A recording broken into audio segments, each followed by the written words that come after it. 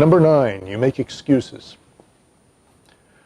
I was going to prepare something really great to say on this subject, but I got really busy, and then the camera malfunctioned, and I had to stop everything and go buy cat food. How easy it is to blame your inaction on unlucky things that have happened to you. You would never believe the number of unlucky things that have happened to me. Never. Being human, I grouse about it for a while, and then I start back up again, and I achieve more than I would have the first time, fueled by anger and frustration, but I don't quit.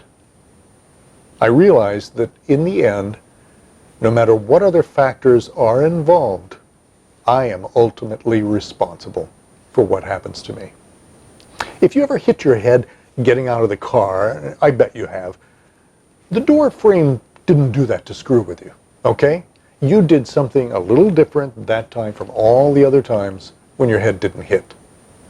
Now, there's some people who have a positive attitude and want the best for everybody and feel confident that they'll succeed, and because of enemies or resistance from the outside or just sheer bad luck, they fail.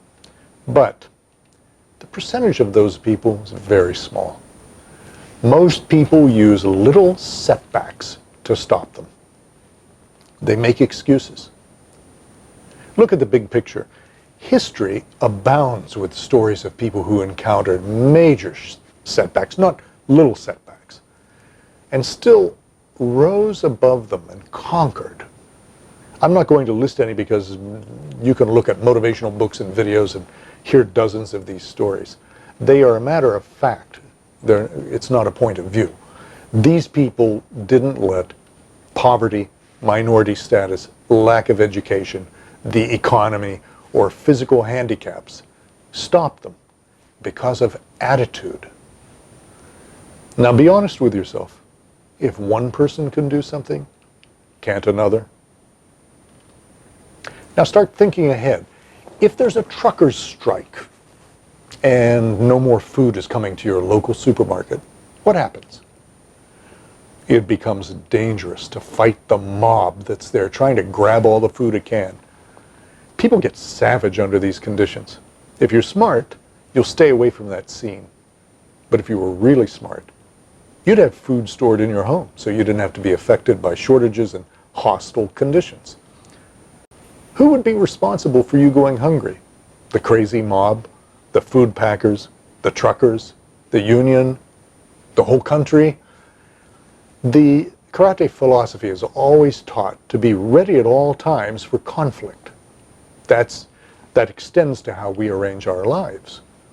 And speaking of conflict, friction with people doesn't just happen with somebody waiting for you in a dark alley. You have co-workers or relatives or friends who play games with you. This is mentally or verbally like throwing jabs at your face to make you flinch. You don't want people taking shots at your face all the time. Why let them do it non-physically? Look at the people you surround yourself with and look at their lives. Are they honorable? Are they effective? Are they successful? No matter what they ever meant to you, get rid of dysfunctional people. Treat it like quitting smoking. Taper off if you need to, but have the goal of being rid of them. Okay, great thoughts for life. Now, how do they relate specifically to self-defense? Well, having encountered lots of bullies in the modern karate world, I can honestly say that if a guy is able to hit you, it's your fault. You're supposed to be studying self-protection. Are you paying attention? Are you thinking about it? Are you practicing? Are you willing to learn from that experience and then lie in wait for the same situation to come around again so you can turn the tables?